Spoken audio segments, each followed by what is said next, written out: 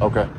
So you're saying that if I go to the fourth floor, I would be committing the act of trespassing and I'd be subject to arrest? You're officially trespassed from there, and you would be subject to being charged with entry after being forbidden. Which is a misdemeanor? Correct. Okay. It's not criminal trespassing.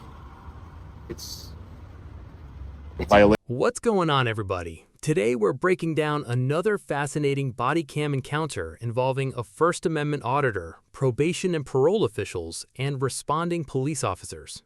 This case centers around one major question. Can a government office order someone to stop recording in a public lobby? Let's go through this encounter section by section and examine what happened. Yeah, so basically Louisiana law says after you've been forbidden to enter a property, if you enter again, entering after and remaining. But how can you weaponize the legal system, the law? How can you weaponize the law to violate a constitutionally protected activity? That's the part that I'm not understanding. Hey sir, how are you? Good. So That's the disconnect that I'm having, is that if I have a right to do something, how can you weaponize the statutes and laws to violate that right? I'm not weaponizing it. Well, yeah, because, I mean, you said you're familiar with the case Turner v. Driver, and it's controlling by the Court of Appeals, the Fifth Circuit Court of Appeals here, that encompasses Louisiana. So I don't understand. I'm not causing a disturbance. I'm not being disorderly. I'm not in any restricted areas whatsoever. It's private property. Right, but they're not private property. What they lease out is not private property. The owner of this whole building is not here telling you for me to leave, right? The owner's not here right now. Right.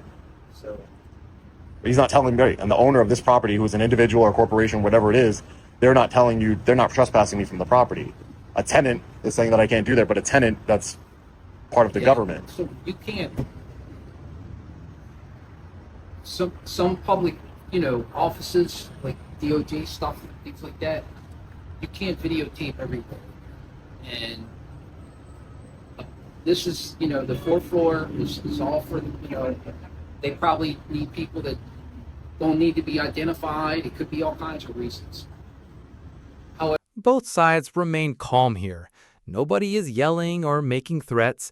It's a legal disagreement rather than a public disturbance. This is where constitutional law often becomes complicated. Government buildings aren't automatically public forums for unlimited expressive activity. Courts frequently examine the nature of the space itself, rather than simply whether it's government-owned. This reflects a legal principle recognized by many federal courts. However, even where recording is protected, reasonable restrictions on time, place, and manner may still apply. Whether this lobby qualifies for those restrictions would likely depend on the specific facts and local policies. However, 207 headquarters code. Is there a problem with you not going up there anymore? Well, yeah, only because it's my right. So again, I believe I have the right to, based on Fifth Circuit case law. They are law enforcement officers. So their clients don't have a right to privacy? Well, nobody has a right to privacy in public. Nobody does. That's why there's cameras all over the building in public.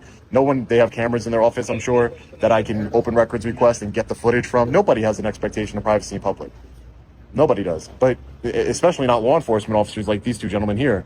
And you guys are also law enforcement officers. So what I'm saying is that I believe it to be my right. I came down here outside to de-escalate the situation and to speak to you guys outside.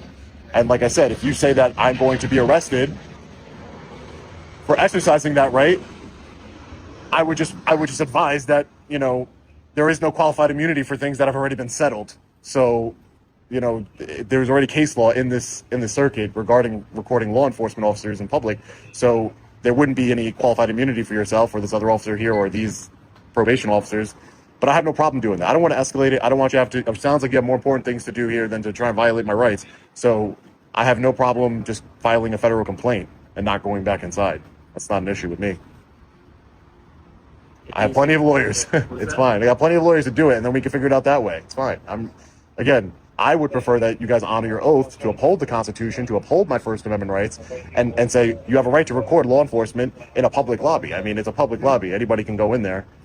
It's not like it's locked or secured or anything like that. That's my only thing.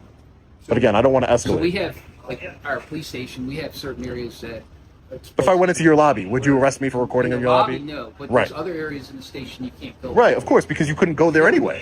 Right. They have restricted areas up there. Right, exactly, because it's restricted. I understand that. I wouldn't go in the. I wouldn't go. You're saying that you're going, you're filming these restricted areas. But I'm not. There is no restricted area that I'm filming. I'm in a public lobby, just like your police department public lobby. I'm not making the argument that just because of the Fifth Circuit case that I can record by your cells and your offices in the back. I'm not saying that. I'm saying public, what's open to the public, where no. This is a significant tactical decision. Rather than forcing an arrest to create a test case, he's choosing compliance while preserving the option to file a civil lawsuit later. From a practical standpoint, that reduces risk for everyone involved. This shifts the context. He's not claiming to be randomly filming. He's claiming to be engaged in news-gathering activity. Courts have increasingly recognized that First Amendment protections aren't limited to traditional media organizations. This becomes the factual issue that would likely matter in court. Questions could include, was the lobby genuinely open to the public? Were recording restrictions clearly posted? Did the office have authority to exclude someone solely for recording? Were there legitimate security concerns? One has an expectation of privacy. So basically, I got called out. I told you why I got called out Right. here. Okay. And I don't want any disturbances or problems. I don't think anybody's creating a disturbance. Not you, me, or anybody. I don't think anybody's creating a disturbance at this point. I think everybody's being calm. I mean, I see what you're doing. On the way to the call, I figured it's somebody that's just wanting to record things and might be one of those First Amendment auditor deals or whatever. So, First Amendment's very important, and so is this officer's. He needs to do to conduct his business. But the difference is, officer, just, no disrespect. The difference is he's talking about policy and I'm talking about a right. So, I mean, that's where we kind of diverge on what's more important. Conduct their business without. Well, I mean, I can't even see into their office. You have First Amendment right, okay, and you have the right to video and things like that in unrestricted areas, okay. So that said, can they just be able to do their job without? I mean, is there something going on? Well, I received complaints Is there more to this? Well, the only thing that's more to it, which I explained to them upstairs when I came here, maybe not to them, but to the secretaries I spoke to, is that I received some complaints about people on parole and probation being mistreated by this particular office. Mm-hmm. So I just came here to investigate that as an independent journalist, as an activist, and to exercise my First Amendment right under Turner v. Driver, the Fifth Circuit controlling case in the state of Louisiana. So again, I'm hoping public release, for records, like you can. Right, I could do that. I was asking them about that. Right, I was asking about that. Hey, sir, how are you? Oh, good. How you doing? You will go before a judge. Sergeant what? Chris. Sergeant Chris? Well, yeah. Okay, that's good enough. So Sergeant Chris, it's good enough. easier to say than the last name, but might as well do it. A judge would order that. Right. That A judge would it's order all- what? It's it's not all this and.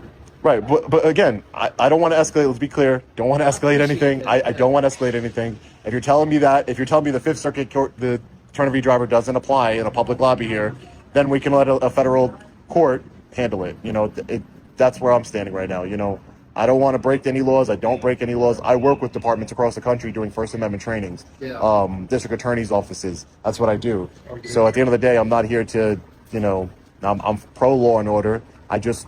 I want my rights to be respected, and I don't feel like they are right now. So, I mean, it's up to you guys. If you tell me, if you go back upstairs, you'll be arrested, I will not go back upstairs. But there will be consequences as far as a lawsuit. So the fourth floor, yeah, and he's wanting to film. He's saying it's a public lobby. I mean, is he inside the probation parole office? Yeah. Okay. So the whole fourth floor is the office, is what it is. Well, there's a stairwell that leads up with what I call an elevator area, right? Right. Fair assessment. But And then there's a lobby, right? We've asked him to leave. Eventually, he did leave and has come downstairs to wait for you guys. We appreciate you coming to help us investigate this. But as far as I'm concerned, 63.3 allows us to do this. You've got time to leave. Yeah. So So that's So yes, sir. Since they're saying that they no longer want you on the fourth floor, you're not going to the fourth So floor. the case law regarding a right to record law enforcement means nothing. That's in their lobby. Outside, not just their lobby, but if it's in their office, whatever they say, that's on them. If they're asking you to leave, not film with them present in their office lobby, I would have to see where. It was a public lobby that everybody has access to. Well, you have probably access to here. So yeah, you can come all here if you want. But on the fourth floor, I mean, I haven't been up there in a while, so I have to go up and see. But yeah, if you're in their office and you're telling me you leave. The public lobby. I just want to be clear that you're understanding exactly what it is. It's a public lobby with public notices hanging everywhere. Not a restricted area, not locked to the public. Does it have anywhere in there? One thing viewers should No, notice is the they haven't shown- professionalism shown by most participants. The officers remain calm. The auditor remains calm. Nobody resorts to insults. Nobody physically escalates the encounter. The officers explain their position. The auditor explains his. The auditor agrees not to return upstairs despite disagreeing with the decision. This is an example of how legal disputes can be handled without confrontation. There are several takeaways from this body cam. First, recording government officials performing public duties often receives significant First Amendment protection. Second, government buildings can have legitimate security and operational concerns that allow certain restrictions. Third, not every public building is treated identically under constitutional law. Fourth, compliance during an encounter doesn't necessarily waive legal rights. A person can comply with police